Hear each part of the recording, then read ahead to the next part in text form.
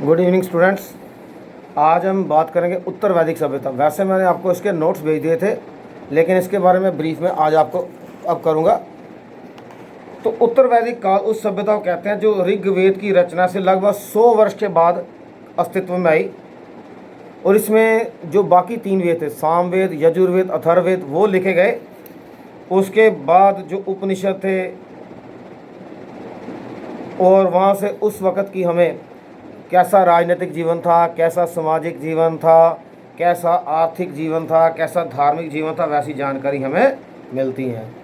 तो जो राजनीतिक जीवन है, जो पहले तो मैंने बताया कि ज़्यादातर प्रजातांत्रिक रूप ही था, लेकिन बाद में क्या हुआ, जो शक्तिशाली राजा थे उन्होंने शक्ति के बल पर अपना राज्य स्थापित कर लिया और राजाओं की स्थिति काफ़ी मतलब चेंज हो गई थी और उनके अधिकार काफ़ी बढ़ गए थे।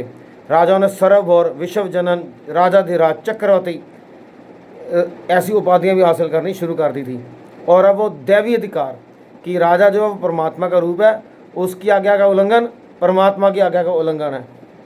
और अब राजा को जो है वंश अनुसार भी होना शुरू हो गया था कि राजे के बाद राजे का पुत्र राजा। और फिर अपनी शक्तियों का प्रदर्शन करने के लिए जैसे राष्ट्रीय यज्ञ, वाजपेयी यज्ञ, अश्वमेध यज्ञ।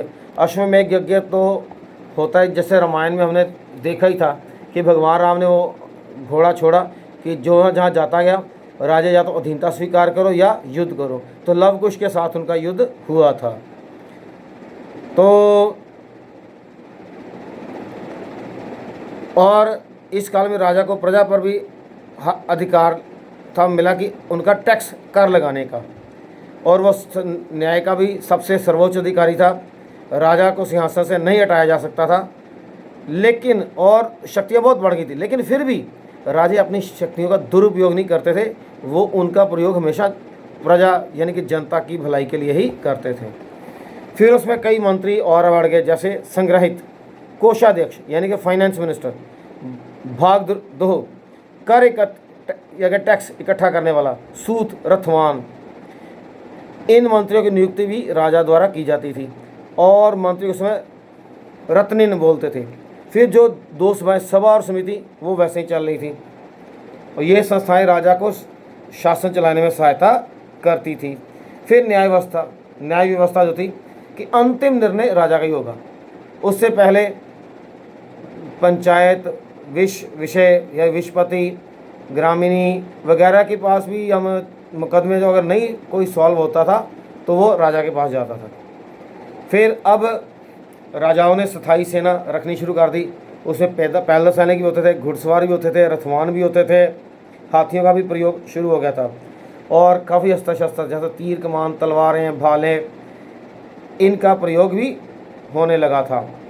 लेकिन एक चीज़ थी कि जब लड़ाई होने लगी तो दोनों राजाओं के जो मेन ऑफिसर्स बैठ जाते थे और युद्ध के नियम तय कर लेते थे। और फिर वो जो युद्ध होता था उन नियमों के मुताबिक ही होता था। अभी आपने महाभारत देखा होगा कि जब महाभारत का युद्ध शुरू हुआ तो भीष्म पितामह जी ने दोनों ओर से बुलाया, आइए युद्ध के नियम तय कर लिए जाएं। तो सभा हुई थी, तो उसमें युद्ध के नियम तय किए गए थे। और फिर भी क्या था कि रथवान से युद्ध करेगा, घुड़सवार से युद्ध करेगा, और पैदल सैनिक से युद्ध करेगा। यानी कि युद्ध और दोस्ती दोनों बराबर वालों में होगी।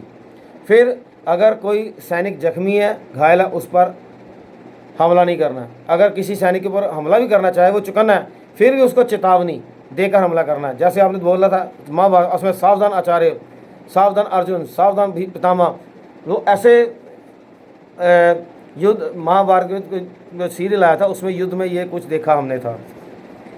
फिर सामाजिक जो परिवार वो वैसा ही था कि पितृयात्मक, कि पिता ही सर्वस्व, और पिता लेकिन था वो अपने बच्चों को पूरा ख्याल रखता था। और इसको यानी कि जो सबसे बुजुर्ग वृद्ध आदमी वो ही परिवार का मुखिया होता था। वो पिता भी हो सकता था, दादा भी हो सकता था, ताऊ भी हो सकता था, चाचा भी हो सकता था। लेकिन अगर चाचा मुखिया बन गया तो उसने ये नहीं कहता कि ये मेरे भाई के बच्चे, मैं इनके साथ भेदभाव करूँ। भेदभाव का तो नाम ही उस वक़्त बिल्कुल नहीं था। और स्त्रियों की दशा में परिवर्तन आ गया था। अब कई जगह पर लड़कियों के जन्म को दुख का कारण माना जा रहा था और उन्हें पिता की संपत्ति से भी अधिकार से वंचित कर दिया गया था। बाल विवाह भी शुरू हो गई थी। अब स्त्रियां राजनीतिक मामलों में दखल नहीं ले सकती थी, यज्ञों में भाग लेना भी जरूरी नहीं। और जो उच्च वर्ग थे, उनके जैसे राजा थे, उन्होंने तो कई विवाह कराने में शुरू कर दिए और कई बार स्त्रियों को दांव पे लगा देते थे। जैसे महाभारत में द्रौपदी को दांव पर लगाया गया था। लेकिन इतना कुछ होने के बावजूद भी स्त्रियां शिक्षित होती थीं। और जो कन्यावध, सती प्रथा में महाभारत में सिर्फ वो माद्री सती हुई थी, उसके अलावा कहीं पर भी सती प्रथा का उल्लेख नहीं है। और विधवा को पुनर्विवाह, दोबारा विवाह कराने की भी अनुमति थी। फिर जो वर्ण व्यवस्था थी कि ब्राह्मण, क्षत्रिय, वैश्य और शूद्र, ये उस वक्त थी कि पहले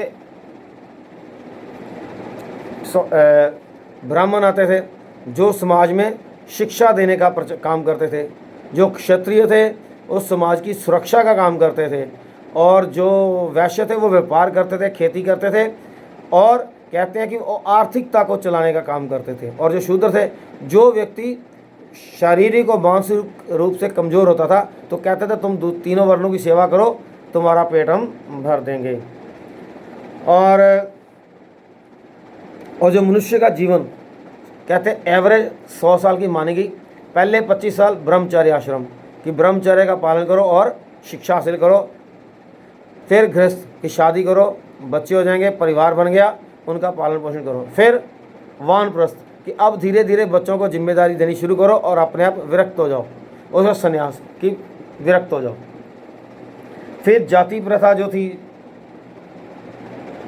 जैसे वर्ण व्यवस्था थी, लेकिन अब वो काफ़ी हद तक धीरे धीरे करके वो कर्म की बजाय जन्म पर आधारित होती जा रही थी। चाहे शूद्र निम्न थे, लेकिन फिर भी उनसे घृणा नहीं की जाती थी।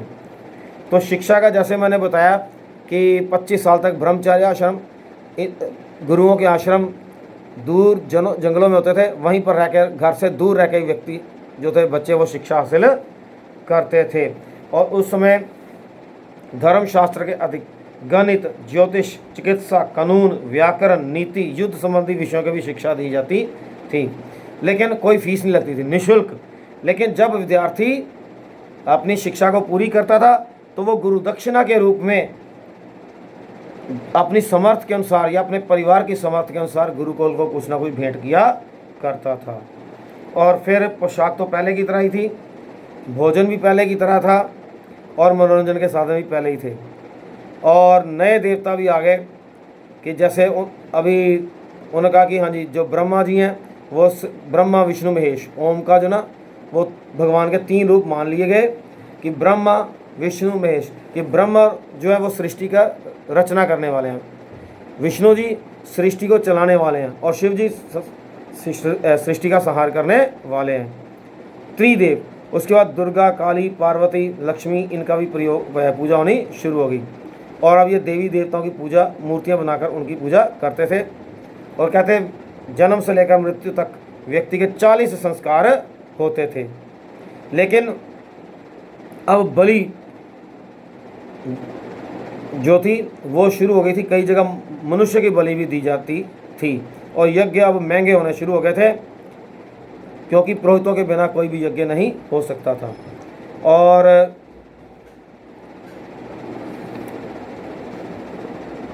कि फिर तप कि जब मनुष्य तपस्या कि जब तक शरीर को कष्ट ना दिया जाए तब तक हम मुक्ति नहीं पा सकते। और ये विश्वास फिर बन गया था पुनर्जन्म कि आत्मा मरती है और पुनः जन्म लेती है, और मनुष्य के कर्मों के अनुसार ही मनुष्य को अगला जन्म मिलता है या फल मिलता है। फिर कृषि था, लेकिन कृषि ने काफ़ी उन्नति कर ली थी। अब बड़े बड़े हलों का प्रयोग शुरू कर दिया, और कई बार तो कई कहते हैं बैल, इतने हल बड़े होते थे उन्हें बैलों 24-24 बैल लगाने पड़ते थे। और खाद का प्रयोग भी होना शुरू हो गया। पशु पक्षी वही पुराने थे, लेकिन गाय की पूजा बढ़ गई थी और गाय वध करना पाप हो गया। सो अब नए कई केंद्रीय व्यापार के केंद्र बन गए, बन गए, जैसे काशी, कौशाम्बी, विधेय, ठीक है। नए सिक्के आ गए, निश के साथ शतमान और कृष्णमान, ये सिक्के भी आ गए। तो अब धातुओं से भी काम होना शुरू हो गया था। सो अब आर्यों की देन की, आर्यों ने समाज को देन दी कि जो भी राजनीतिक क्षेत्र है कि लोकतंत्र ढंग से शासन चलाना, जो आज डेमोक्रेसी है, हम वोट डाल के अपना प्रधानमंत्री चुनते हैं, तो ये भी एक तरह से पहले पहले आर्य सभ्यता की देन थी। और जैसे उस वक्त था कि राजा खराब है तो प्रजा उसे गद्दी से उतार देती थी। आज भी क्या होता है कि हम कोई, मान लो हमें सरकार नहीं पसंद आई, हम उसके खिलाफ वोट डाल सकते हैं। अगर सरकार को कम वोट मिलेंगे वो गिर जाएगी और नई अपनी पार्टी जिसको हम चाहते हैं वो सरकार बन जाएगा। सामाजिक देन कि जैसे पहले वक्त में था कि बड़ों का आदर करो, आज भी हम बड़ों का आदर करते हैं। माता पिता के, दादा दादी को प्रणाम करते हैं, नाना नानी या कोई और भी घर में आता है प्रणाम करते हैं, उनकी आज्ञा का उल्लंघन नहीं करते। कोई करता है उसे अच्छा नहीं माना जाता। धार्मिक देन, आज मंदिरों में जितनी सिद्धांत चलते हैं हमारे धर्म में, मंदिरों में जो पूजा होती है वो सारे जो मंत्र हैं वो आर्यकाल के ही देन है, सॉरी। और सांस्कृतिक देन भी है कि जो जितने भी ग्रंथ हैं आज भी हम उनको बड़ी श्रद्धा से पढ़ते हैं। और कृषि, आज भी भारत कृषि प्रधान देश है, ठीक है। और भूमि का इस प्रकार विभाजन हो कि गरीबों अमीरों में कोई अंतर ना रहे, और इसलिए कई ज़मीन की साझी ज़मीन होती थी जिसे शामलाट भी बोला जाता था। तो आज भी वो जैसे वस्त्र तैयार करना, आभूषण तैयार करना, वो आर्य युग में भी चलते थे, आज भी चलते हैं। तो हम कह सकते हैं कि जो आर्य सभ्यता थी आज भी भारत को उसकी बहुत देन है, हमारे समाज को बहुत देन है। तो with this we finish the second chapter. Thank you very much and good night.